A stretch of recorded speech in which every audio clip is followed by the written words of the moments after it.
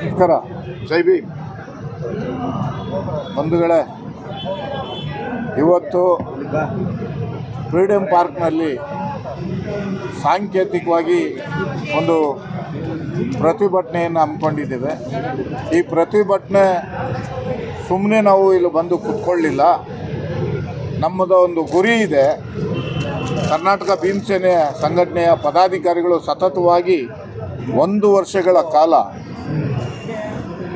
ನಮ್ಮ ಕರ್ನಾಟಕದಲ್ಲಿ 250 ಅಡಿ ಎತ್ತರದ ಸಂವಿಧಾನ ಶಿಲ್ಪಿ ಭಾರತ ರತ್ನ ಬಾಬಾ ಸಾಹೇಬ್ ಅಂಬೇಡ್ಕರ್ ಅವರ ಪ್ರತಿಮೆಯನ್ನು ನಿರ್ಮಾಣಗೊಳ್ಳಬೇಕು ಅಂತೇಳಿ ಸಂಘಟನೆಯ ಎಲ್ಲ ಪದಾಧಿಕಾರಿಗಳು ಸತತವಾಗಿ 1 ವರ್ಷದಿಂದ ಹೋರಾಟ ಮಾಡ್ತಾಯಿದ್ದಾರೆ. ಇದು ಮಾಡಲೇಬೇಕು. ಸರ್ಕಾರ ನಾನು ಮಾಡ್ತೀನಿ ಮಾಡಲ್ಲ ಆಶ್ವಾಸನೆ ಕೊಡಬಾರ್ದು. ನಮ್ಮ ಬಜೆಟಲ್ಲಿ ದುಡ್ಡಿದೆ 500 ಕೋಟಿ ಬೇಕಾ, ಇದಕ್ಕೆ 500 ಕೋಟಿ ಎತ್ತಿಕ್ಕಿ ನಾನು ಮಾಡ್ತೀನಿ ಅಂತೇಳಿ ಅವರು ಆಶ್ವಾಸನೆ ಕೊಡೋದೆಲ್ಲ ನಿರ್ಮಾಣ ಮಾಡಬೇಕು. ವಿಧಾನಸೌಧದ ಮುಂಭಾಗದಲ್ಲಿ ಗಾಂಧೀಜಿ ಪ್ರತಿಮೆ ಮಾಡಿದ್ದಾರೆ. ಗಾಂಧೀಜಿ ಪ್ರತಿಮೆ ಬೇಕು ಅಂತೇಳಿ ಯಾರು ಅರ್ಜಿಗಳನ್ನು ಕೊಡಲಿಲ್ಲ.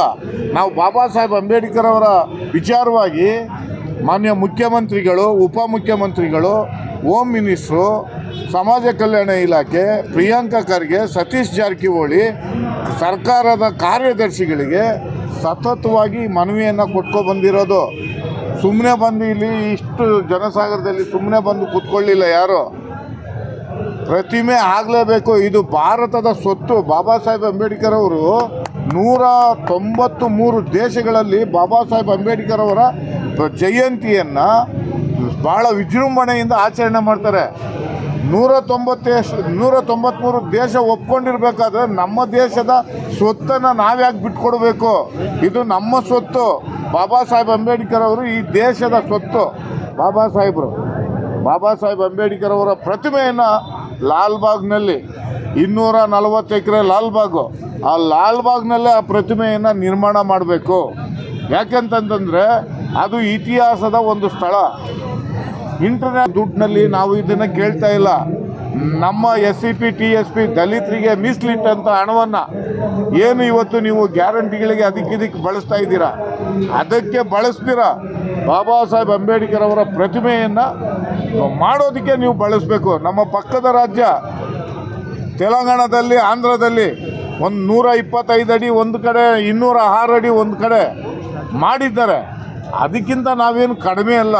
ನಿಮ್ಮ ಕೈಯಲ್ಲಿ ಮಾಡೋಕ್ಕೆ ಯೋಗ್ಯತೆ ಇಲ್ಲ, ನಿಮ್ಮ ಕೈಯಲ್ಲಿ ಮಾಡೋಕ್ಕೆ ತಾಕತ್ತಿಲ್ಲ ಅಂತಂದರೆ ನಮ್ಮ ದಲಿತ ಸಮುದಾಯಕ್ಕೆ ನಾವು ಕರೆ ಕೊಟ್ಟರೆ ನಾವೇ ಮಾಡಿಬಿಡ್ತೀವಿ ಅಂತೇಳಿ ಈ ಎಚ್ಚರಿಕೆಯನ್ನು ಸರ್ಕಾರಕ್ಕೆ ಕೊಡ್ತಾ ಇದ್ದೀವಿ. ಇಲ್ಲಿ ನಾವು ಬರೀ ಅಂಬೇಡ್ಕರ್ ಅವರ ಪ್ರತಿಮೆಯನ್ನು ಕೇಳಲಿಲ್ಲ. ಅಂಬೇಡ್ಕರ್ ಪ್ರತಿಮೆ ಜೊತೆಗೆ ಅಧ್ಯಯನ ಒಂದು ಕೇಂದ್ರ ಆಗಬೇಕು, ಒಂದು ಮ್ಯೂಸಿಯಂ ಆಗಬೇಕು. ಅದು ಸುಮ್ಮನೆ ಒಂದು ಸ್ಥಳ ಆಗಬಾರ್ದು. ಬಾಬಾ ಸಾಹೇಬ್ ಅಂಬೇಡ್ಕರ್ ಅವರ ಪ್ರತಿಮೆಯನ್ನು ಅಲ್ಲಿ ಇಟ್ಟಾಗ ಅದು ಹಿಸ್ಟಾರಿಕಲ್ ಆಗಬೇಕು, ಹಿಸ್ಟ್ರಿ ಆಗಬೇಕು. ಕರ್ನಾಟಕದಲ್ಲಿ 250 ಅಡಿ ಪ್ರತಿಮೆಯನ್ನು ಯಾರೂ ಇಟ್ಟಿಲ್ಲ, ಕರ್ನಾಟಕದಲ್ಲಿ ಇಟ್ಟಿದ್ದಾರೆ ಅಂಥೇಳಿ ದೇಶಕ್ಕೆ ಹೆಗ್ಗಳಿಕೆಯನ್ನು ತರುವಂಥ ಒಂದು ಮಾದರಿ ಬಾಬಾ ಸಾಹೇಬ್ ಅಂಬೇಡ್ಕರ್ ಅವರ ಪ್ರತಿಮೆಯನ್ನು ನಾವು ಮಾಡಬೇಕು. ಈ ಮಾಡೋದಕ್ಕೆ ಸತತವಾಗಿ ನಮ್ಮ ಶಂಕರ್ ರಾಮಲಿಂಗಯ್ಯ ನನ್ನ ಸಹೋದರ 1 ವರ್ಷದಿಂದ ಈ ಒಂದು ಹೋರಾಟವನ್ನು ಎತ್ಕೊಂಡಿದ್ದಾರೆ. ಹಾಗೆಯೇ ಏಕಕಾಲಕ್ಕೆ 31 ಜಿಲ್ಲೆಗಳಲ್ಲೂ ಏಕಕಾಲಕ್ಕೆ ಒಂದು ಪತ್ರಿಕಾಗೋಷ್ಠಿಯನ್ನು ಮಾಡಿ ಈ ಒಂದು ಪತ್ರಿಕಾಗೋಷ್ಠಿಯ ವಿಚಾರಗಳನ್ನು ಸರ್ಕಾರಕ್ಕೆ ಮುಟ್ಟುವಂಥ ರೀತಿಯಲ್ಲಿ ಇವತ್ತು ನಮ್ಮ ಶಂಕರ್ ರಾಮಲಿಂಗಯ್ಯ ಅವರು ಮಾಡ್ತಾ ಬಂದಿದ್ದಾರೆ. ಅವರ ಜೊತೆ ನಾವುಗಳೆಲ್ಲ ಕೈ ಜೋಡಿಸ್ತೀವಿ. ಅವರು ಎಲ್ಲಿವರೆಗೂ ಹೋರಾಟ ಮಾಡ್ತಾರೆ ಅಲ್ಲಿವರೆಗೂ ನಮ್ಮ ಎಲ್ಲರ ಬೆಂಬಲವು ಅವ್ರ ಜೊತೆ ಇರುತ್ತೆ ಅಂಥೇಳಿ ಇವತ್ತು ಫ್ರೀಡಮ್ ಪಾರ್ಕ್ನಲ್ಲಿ ನಾವು ಸಾಂಕೇತಿಕವಾಗಿ ಈ ಒಂದು ಪ್ರತಿಭಟನೆಯನ್ನು ಹಮ್ಮಿಕೊಂಡಿದ್ದೀವಿ. ಇದೇ ಬಜೆಟ್ನಲ್ಲಿ ಏನು ನಡೀತಾ ಇದೆ ಸೆಕ್ಷನ್, ಈ ಬಜೆಟ್ನಲ್ಲಿ ಎಲ್ಲ ಕ್ಯಾಬಿನೆಟ್ ಮಿನಿಸ್ಟ್ರುಗಳು ಏಕಕಾಲಕ್ಕೆ ಒಗ್ಗಟ್ಟಾಗಿ ಸೈನ್ ಮಾಡಿ ಬಾಬಾ ಸಾಹೇಬ್ ಅಂಬೇಡ್ಕರ್ ಅವರ ಪ್ರತಿಮೆ ಬೆಂಗಳೂರಿನಲ್ಲಿ ನಿರ್ಮಾಣ ಆಗಲೇಬೇಕು ಅಂತೇಳಿ ಅವರೆಲ್ಲ ಒಕ್ಕೊರಲಿನಿಂದ ಸಹಿ ಮಾಡಿ ಅವರು ಪ್ರತಿಮೆ ಮಾಡ್ತೀನಿ ಅಂತೇಳಿ ಒಂದು ಪತ್ರಿಕಾಗೋಷ್ಠಿಯನ್ನು ಮಾಡಿ ಒಂದು ಇಡೀ ರಾಜ್ಯದ ಜನತೆಗೆ ಈ ಒಂದು ವಿಚಾರವನ್ನು ಸರ್ಕಾರ ಮಾಡಬೇಕು. ಮಾಡದೇ ಹೋದರೆ ಅವರಿಗೆ 31 ಜಿಲ್ಲೆಯಲ್ಲಿ ಯಾವ ಮಂತ್ರಿಗಳಿದ್ದಾರೆ ಆ ಮಂತ್ರಿಗಳ ಮನೆ ಮುಂದೆ ಅವ್ರನ್ನ ಗೆರವು ಮಾಡುವಂಥ ಕೆಲಸವನ್ನು ಈ ಒಂದು ಸಂಘಟನೆ ಮಾಡುತ್ತೆ ಅಂತೇಳಿ ಇವತ್ತು ಒಂದು ಎಚ್ಚರಿಕೆಯನ್ನು ಅವ್ರಿಗೆ ಕೊಡ್ತಾ ಇದ್ದೀವಿ.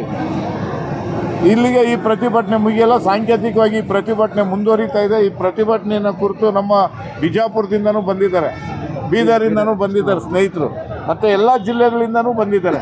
ಅವರೆಲ್ಲರಿಗೂ ಈ ಕಾರ್ಯಕ್ರಮಕ್ಕೆ ಬಂದಿರೋ ಅವರೆಲ್ಲರಿಗೂ ಒಳ್ಳೆಯದಾಗಲಿ. ಈ ಒಂದು ಪ್ರತಿಮೆಯನ್ನು ನಾವು ಬೆಂಗಳೂರಲ್ಲಿ ಇಡೋದಕ್ಕೆ ಸರ್ಕಾರ ಒಂದು ದಿಟ್ಟತನವನ್ನು ಅವರು ಕೈಗೆತ್ಕೊಳ್ಳಿ ಅಂತ ಹೇಳ್ತಾ ಇವತ್ತು ಈ ಪ್ರತಿಭಟನೆಗೆ ನನ್ನನ್ನು ಕರೆಸಿ ಮತ್ತು ಮಧು ವಲಿಯರವ್ರನ್ನ ಕರೆಸಿ ಮಾತನಾಡಿಸಿದ್ದಾರೆ. ಅವರಿಗೆ ಒಳ್ಳೆಯದಾಗಲಿ, ಬಾಬಾ ಸಾಹೇಬ್ ಅಂಬೇಡ್ಕರ್ ಅವರ ಆಶೀರ್ವಾದ ಅವರು ಎಲ್ಲರ ಮೇಲೆ ಇರಲಿ ಅಂತ ಹೇಳ್ತಾ ನನ್ನ ಮಾತುಗಳಿಗೆ ಇಲ್ಲಿ ವಿರಾಮ ಮಾಡ್ತಾಯಿದ್ದೀನಿ. ನಮೋ ಬುದ್ಧಾಯ, ಜೈ ಭೀಮ್.